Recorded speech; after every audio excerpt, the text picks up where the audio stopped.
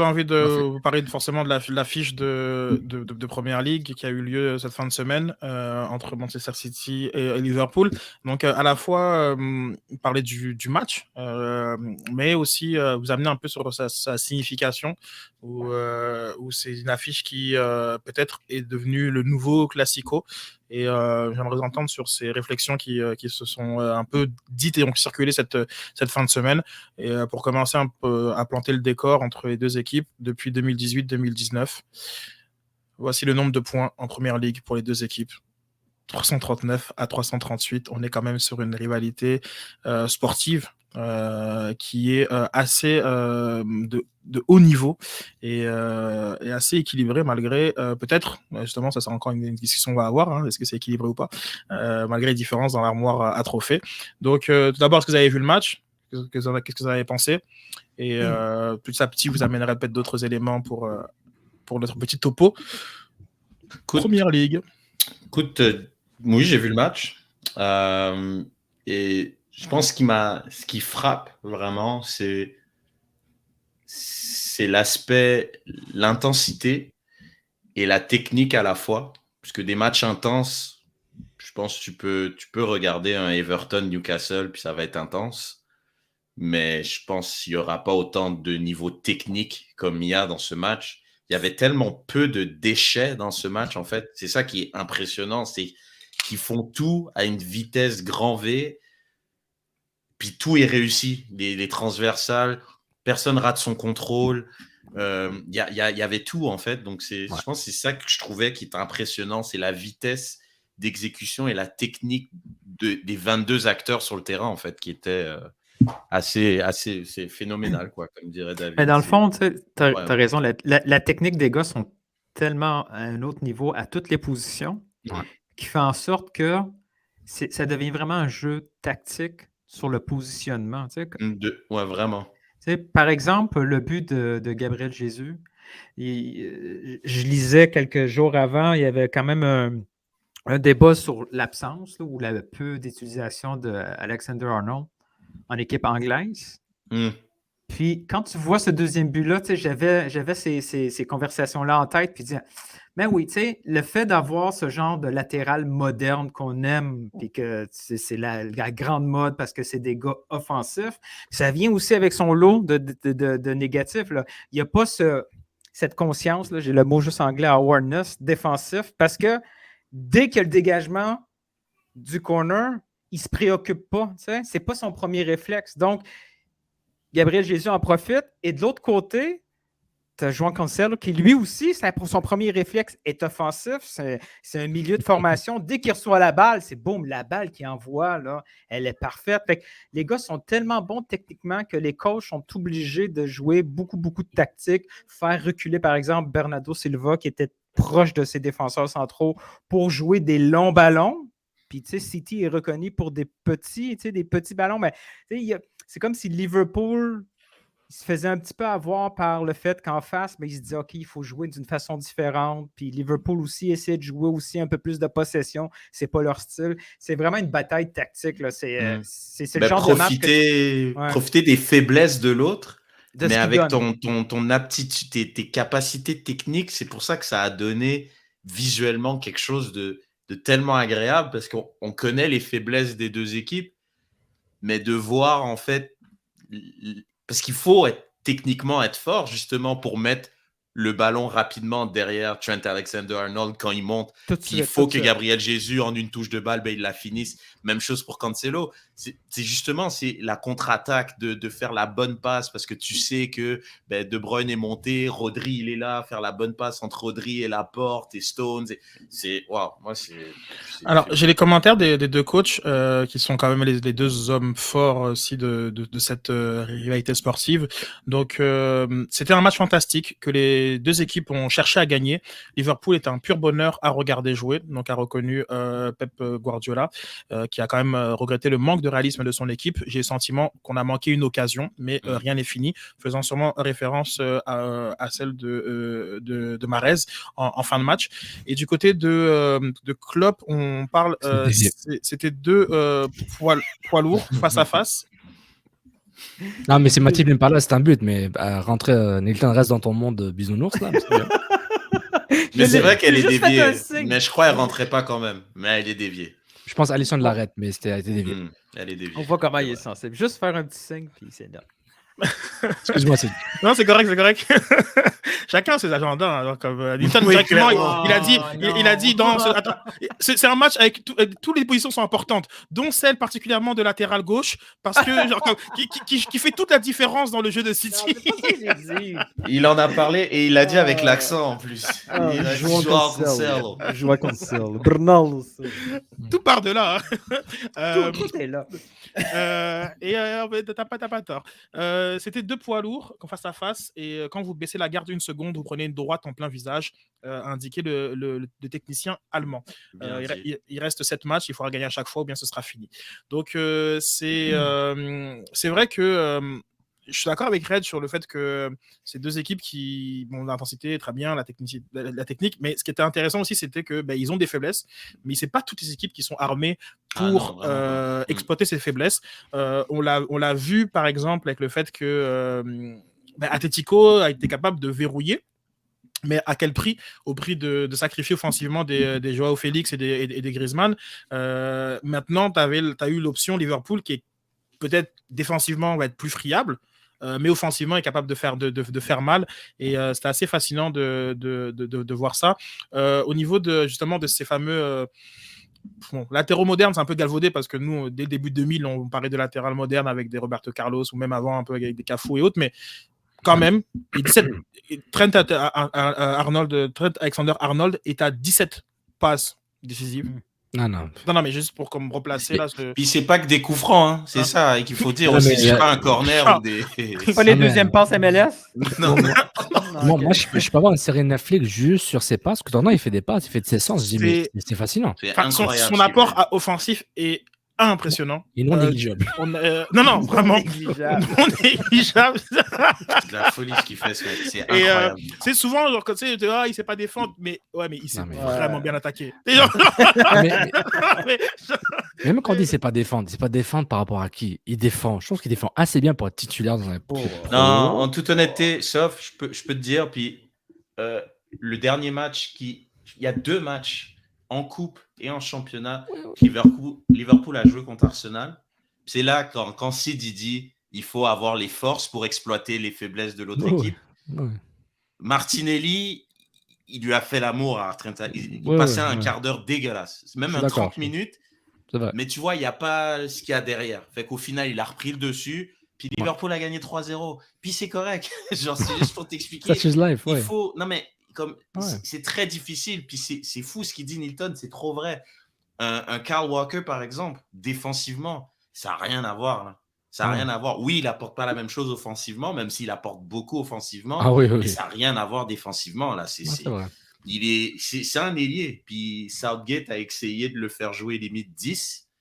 Ça a été un flop, mais il pense à le repositionner tellement que ce mec, offensivement, il y a 17 passes décisives. Toutes compétitions confondues, et en première, c'est 12. Donc, 12 en Première Ligue. C'est quand même beaucoup, là. C'est un numéro, on dirait. Non, mais sérieux. Mais oui. Puis, mais non, mais bon, après, c'est vraiment... la qualité de son pied, c'est surtout ça, parce que du côté de... Tu sais, Rice a quand même 6 passes, 5 buts. Mais tu sais, il te donne pas cette même après ce wow factor dans juste la qualité du pied, et pareil pour Cancelo, lui aussi j'en sais un pied d'une excellente qualité, tu vois, 6 passes et un but. Puis Robertson, il est pas en reste, parce que ça prouve aussi que le jeu de Liverpool est centré notamment sur le rapport sur les ailes. On parle quand même de 10 passes décisives pour Robertson. Quand même. Hein, lui, il défend bien, lui. Lui, il défend. Lui défend très bien pour le coup. Mais c'est pas un mauvais défenseur, Trent, même si, genre, comme.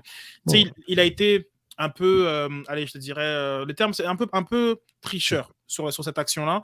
Où c'est vrai que les chances que le ballon arrive là où est arrivé, elles sont faibles. Et lui, de sa mentalité, il a dit tu sais quoi, ça va pas arriver. Donc son repli de défense, son alignement était un petit peu voilà, genre il était pas idéal, mais c'est surtout qu'à la base il a triché. Tu le sais, tu dis bon, ça va pas arriver là, c'est correct. Je peux revenir au petit trot. Maintenant, je pense que si c'est un vrai défenseur dans l'âme, ben, sa course, comme il se met au-dessus de Van Dijk et de Matip, puis on n'en parle plus, il y a hors-jeu, puis voilà. Mais au-delà de ça, il y avait une. J'aimerais vous entendre sur. Est-ce que pour vous, c'est une rivalité? Non. Moi, je trouve déjà pas... 2 entraîneurs qui se font une accolade après le match. Ça fait en sorte que c'est pas une rivalité. Ça, c'est vrai. Bon, Puis j'ai laissé Sauf y aller. non, Newton, tu vas aller. Vas-y, Reg, c'est pas grave. Ce truc de... Moi, je trouve que c'est pas une rivalité. Pour la seule et unique raison que il n'y a pas nécessairement d'animosité entre les deux. Tu sais, comme une rivalité, qu'on le veuille ou non, c'est sûr que dans le foot d'aujourd'hui, tout ça, ça a un peu changé. Ils se connaissent tous de potes par les mêmes maillots, les mêmes sponsors, les mêmes trucs qui se voient sur des pubs. Il y a un côté un peu qui fait que cette espèce d'animosité bizarre que Arsenal avait contre Manchester, comme les Anglais, qui fait que peut-être que l'Angleterre, ils n'ont jamais rien fait parce qu'ils se détestaient en club, puis qu'arrivaient en sélection, ils se détestaient. C'est le genre de truc que peut-être là, maintenant, tu vois un peu moins. Puis ces deux équipes, ça donne, c'est les deux plus fortes. Fait que c'est un gros match. Mais de là à parler de rivalité, moi, je suis pas vraiment d'accord que c'en est une. Ok, non. On poursuit. Pardon, c'était un oui, non, sorry. Non, j'improvise. J'improvise que c'est un non, juste pour qu'on puisse juste bien suivre les propos. Il y avait une rivalité Barcelone-Real Madrid, même si les Espagnols, après, ils se côtoyaient en sélection, tu sais. Ouais, mais il y avait quand même un... Pas une animosité, mais Mourinho, forcément, a nourri cette rivalité, puis il se détestait tellement à cause de Mourinho. Tu peux ajouter n'importe quelle équipe en face. Est-ce que cette équipe de Mourinho versus une rivalité? Oui, c'est une rivalité. C'est ça, Mourinho. Non, mais continue dans ce sens. Est-ce que, comme la sous-question va être, est-ce qu'il y a forcément besoin d'une animosité pour parler de rivalité? J'aimerais vous entendre aussi, Nilt et Sof, à ce sujet. Je rappelle, c'est comme tantôt que je me disais, les équipes depuis 5 ans, c'est eux, la première ligue. Si c'est pas l'un, c'est l'autre. Donc, est-ce que parle-t-on de rivalité dans ce contexte-là ou pas? Oui, par défaut, c'est une rivalité récente. C'est une rivalité plus moderne Twitter, là, parce qu'avant ça, ils s'affrontaient, puis tout le monde s'en foutait un peu. Non, c'est 30.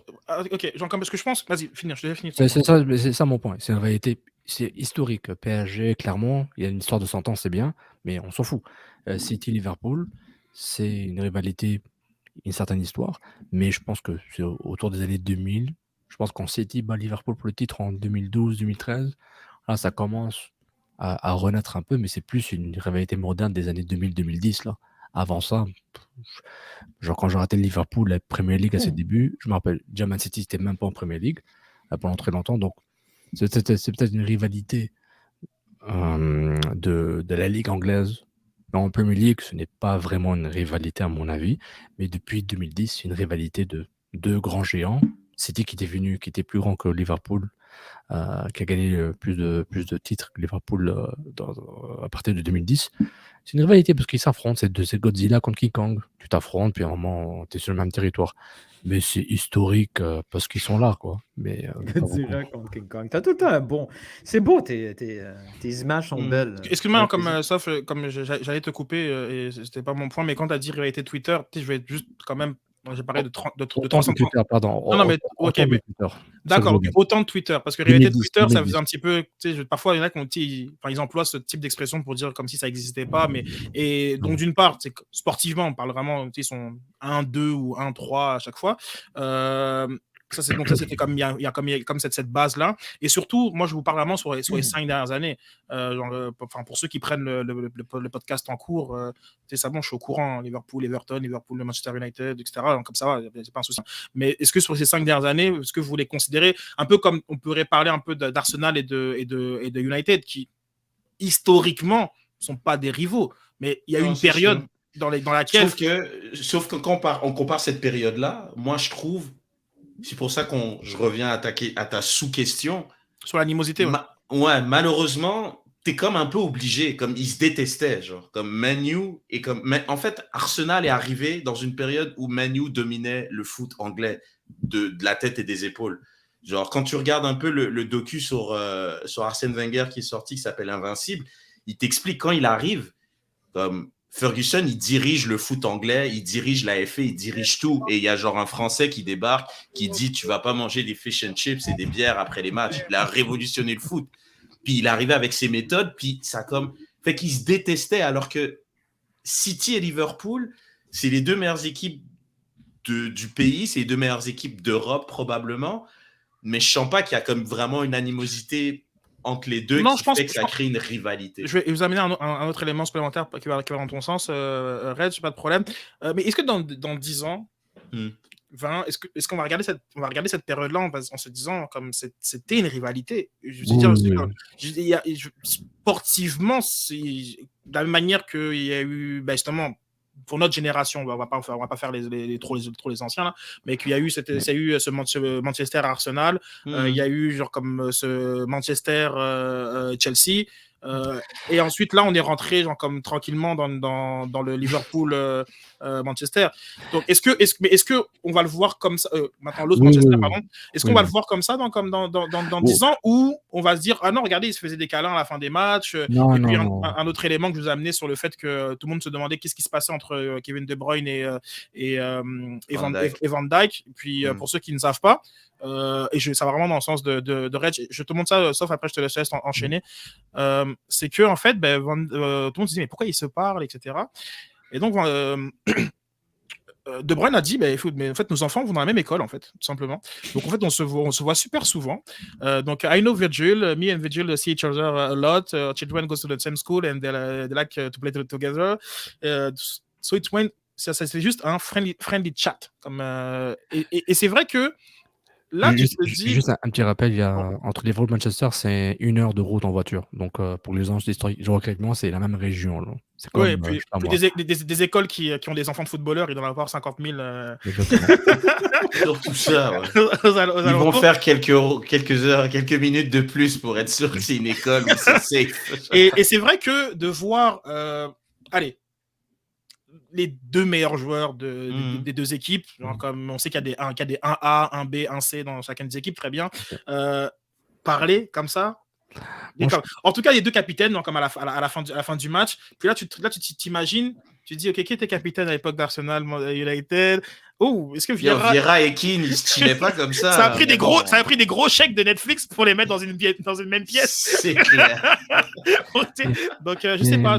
Mais truc, je trouve que, je sais pas quand on arrête spécifiquement là, mais je trouve quand même, il faut quand même bien utiliser les mots.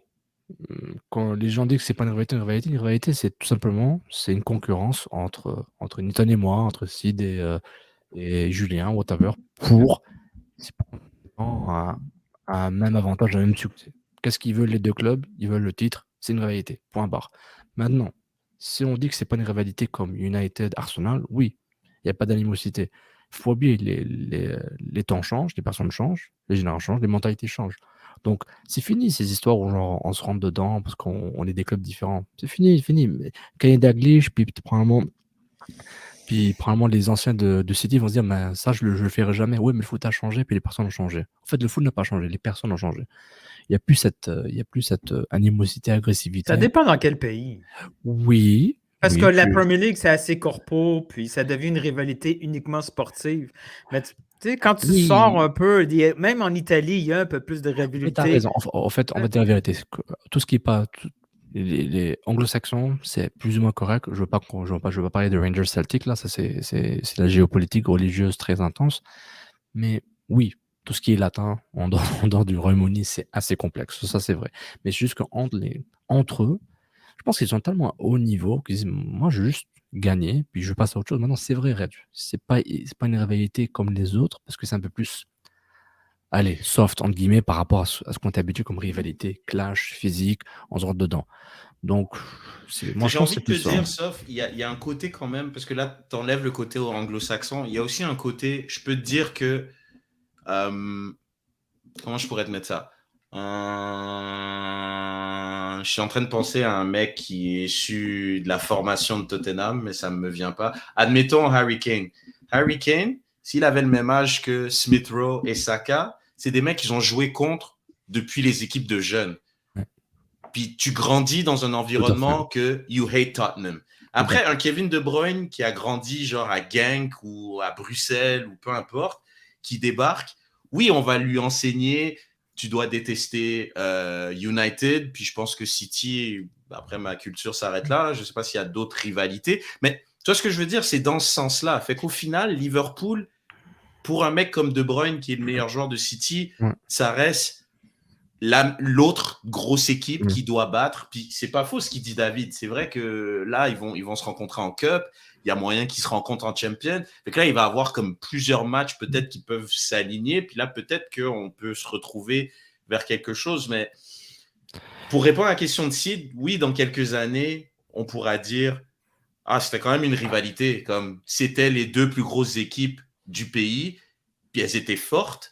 Et chaque fois qu'il y avait un match, c'était comme un truc de fou. Il y avait de l'intensité, il y avait du stress, il y avait des trucs et ils se battaient pour le titre à chaque fois. Puis on parle d'équipes qui se retrouvent dans le dernier carré de la Ligue des Champions chaque année aussi. Fait qu'on parle quand même au final des grosses équipes. Donc oui, down the line, j'imagine que c'est une rivalité sportive, puis sans animosité, j'imagine qu'elle peut exister aussi là, au final. En tout cas, dans un certain sens. Non, c'est sûr que...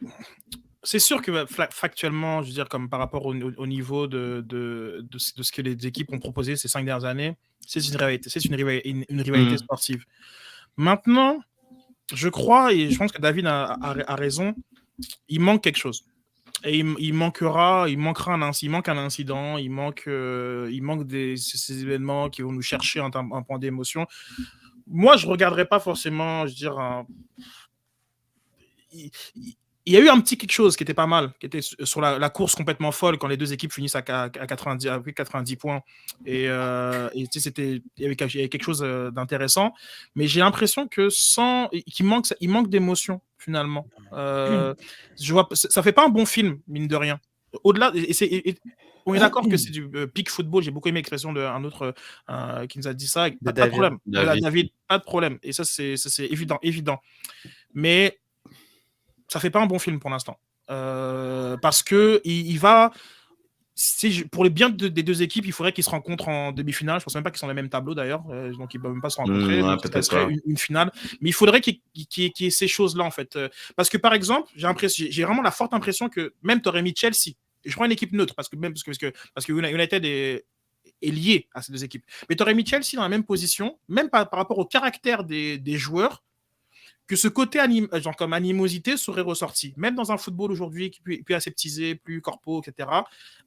Tu sens que ces équipes-là, tu vois, genre comme elles sont à ça de pas voilà, parce qu'il y avait une rivalité, tu dis Chelsea-Liverpool, la période Mourinho et le coach espagnol Benitez, ils sont retrouvés en Champions League et l'événement dont tu parles, le but invisible que Luis Garcia il marque, qui ne rentre pas finalement, puis finalement il compte le but, c'est Liverpool qui passe, Mourinho éliminé, et il suffisait juste que Mourinho il a un truc comme ça, puis bon forcément il va en faire un. Non mais tu sais, au-delà il y a des événements. Tu sais, même dans les matchs cette année là, comme de fin du dernier cycle, ben, je trouve quand Chelsea joue City, c'est une autre ambiance.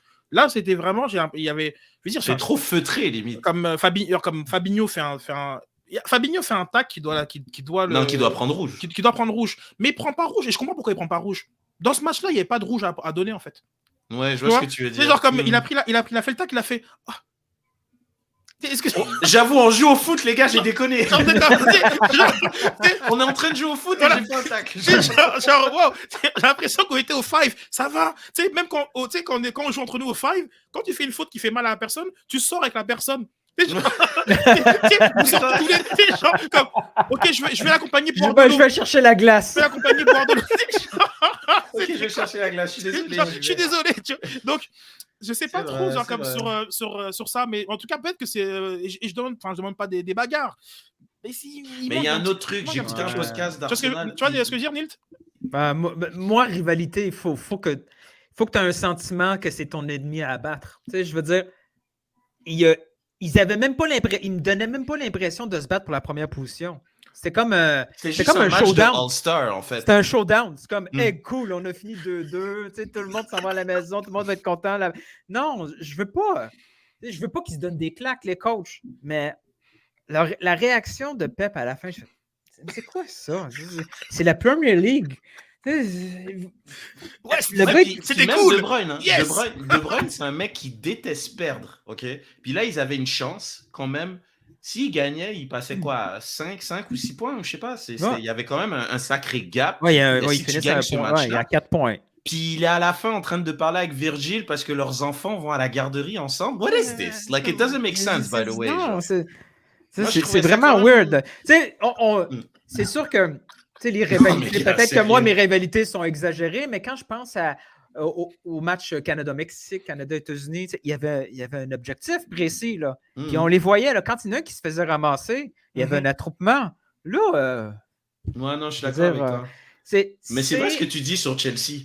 C'est vrai que Chelsea, il y a un peu cette espèce de... Je sais pas si c'est Mourinho qui l'a mis dans la culture du club, Ouais. puis que c'est resté. C'est resté, ouais. Mais il y a un truc avec Chelsea, comme Ouais. tu joues, c'est comme... Il y a un truc, genre, il y a une atmosphère dans ce match-là. Il y a toujours des espèces de bullies dans leur équipe qui fait que, genre, ça peut partir en 6-7 à tout moment. Là, c'est Rudiger, le villain, genre, tu Mais sens c'est que- vrai, non, mais regarde, après, il y a le caractère, genre, comme Aspi, Rudiger, Non, c'est vrai, il y a des gars. Jorginho. Jorginho, bah tu sais, oui. il y a quand même plusieurs joueurs comme des. Qui peuvent être des villains. Ouais, c'est ça, genre comme équipe. Ouais. Et aussi, au-delà de ça, là, je ne rends pas du tout le mot en français, embraced. Ouais. Ils aiment ça. Genre, Mhm. c'est même pas des c'est pas des mauvais gars, genre, comme vraiment pas. Genre, comme en dehors du terrain et tout autre, c'est pas des salauds, pas du tout. Mais sur un terrain de foot, qu'est-ce qu'ils tu sais, voilà, c'est comme tu vois un mec comme Casimiro, genre comme en dehors d'un terrain de foot, c'est une crème. C'est genre c'est vraiment ici c'est là tout bubbly et tout. Mais sur un terrain de foot, il aime être vilain. Ouais, et puis ouais. j'ai l'impression que finalement, allez, hormis Henderson Et encore. Ouais. du côté de Liverpool, Puis là, il manquait Ruben Diaz. Je t'avoue, Ruben Diaz peut être le Ruben gars Diaz, qui ouais, il peut mettre un peu le feu aux poudres. un un petit peu. Ouais, peu. Ruben, il y a du pep Ouais. un peu. Ouais. Il y a un peu de pep en lui, Ruben. Mais sinon, il n'y a que Sinon, des gentils sinon, qui jouent au du côté foot, de en fait. City, Ah non, City, il n'y en a pas. Hein. pour moi, c'est un stretch de donner ce caractère à une personne, tu vois, comme, tu sais, je sais. Donc voilà, après, c'est pas. Après, encore une fois, c'est pas le but, hein, on n'est pas là en train de dire que c'est. Genre, mais voilà, C'est un Mais il match à manquait un voir. peu. Il n'y a pas c'est même pas du drama, il n'y a pas ce feu-là autour. Tu sais, Puis, sérieux, il y a un autre truc aussi. Puis Ouais, ça, ça aussi. on a beau dire ce qu'on veut, là. Puis ça, je l'ai entendu de gens qui y sont allés. Sérieux, l'Etihad, là. C'est pas l'ambiance du Parc des Non. Princes, c'est Non. pas l'ambiance de Anfield dans des grandes Non. soirées, Et c'est ça, pas l'ambiance du c'est Bernabéu. un gros facteur, je Puis pense. ça, aussi, c'est genre, un gros facteur. Un On gros parle d'un facteur. gros match, c'est plein. Il n'y a pas Ouais. une ambiance comme t'as Moi, dans je pense des vieux stades je pense aussi. que c'est un excellent point. Comme j'ai pas du tout pensé à ça, Reg, mais c'est un excellent point. Et je crois que s'il y avait l'hostilité dans les tribunes, Ah non, mais... genre comme la perception genre, comme de ce match et l'attitude des joueurs change. Quand tu sens que oh shit, pour eux c'est important. C'est peut-être après ils vont nous battre si on gagne pas ce match. Genre, tu sais, tu Ah non, sens c'est sûr. et c'est vrai que et ça fait à plusieurs reprises, même s'il y a des des petits moments quand même un petit peu mieux pour les Etihad, mais c'est ce stade-là, enfin T'as pas ce que t'as dans d'autres, je trouve, gros stades européens où s'il y a un gros match, tu sens que le truc va exploser. Je sais pas si c'est le fait que quand un stade est plus vieux, t'as l'impression qu'il peut exploser justement, et quand il est neuf, mais oui, je sentais qu'il non, mais manquait un peu c'est ce pas petit truc. des cultures de supporters Aussi, avec ceux qui aussi vont au genre comme stade. des comment ça s'appelle on sait qu'il y a eu en Angleterre des grosses politiques Des réformes. des réformes, etc., qui ont changé énormément de choses dans l'attitude des supporters, enfin dans le profil, la démographie et ensuite l'attitude. Tu sais, comme moi j'ai vu un fumigène, j'étais surpris. Par exemple, le match a été interrompu. Yo, ça c'était ouf. comme- Moi aussi, ça m'avait surpris. Alors que non mais c'est comme Marc, moi j'étais surpris. Genre comme j'aurais vu le même match en France. Je dis mais comme ça il y a pas de fumigène, pourquoi il y a pas plein de piles par terre, des bouteilles. Ah ouais, non mais c'est triste, mais malheureusement ça Non, fait mais- partie du mais comme- folklore. Non, c'est pas triste,